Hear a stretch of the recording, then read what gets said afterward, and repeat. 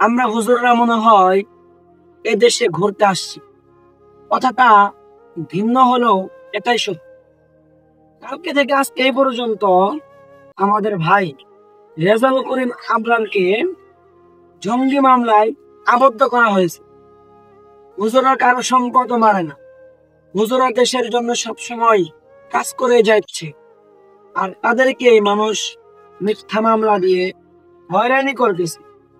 আমি ওদেরকে উদ্দেশ্য করে যে কথা বলি ভাই, আমরা দুনিয়াতে আসি, এক সময় ছিলাম না, বা কিছুদিন পরে আবার থাকবো না। এই দুনিয়াটির জন্য আমরা মানুষকে মিথ্যা মামলা দিচ্ছি এবং কি জুলুম করতেছি, নির্যাতন করতেছি। আরে ভাই, মরণের কথা শুনে আমরা একটিবার ভাবি বা স্মরণ করি, তাহলে আমাদের দ্বারা এই সমস্ত গুনাহ আর কোনো কাজ হবে না। তাই এখন থেকে নিয়ত করি ভাই, আমরা এই সমস্ত গুনার কাজ থেকে আল্লাহ তাআলা যেন আমাদেরকে সবাইকে বাঁচার তৌফিক দান করে বলে আমি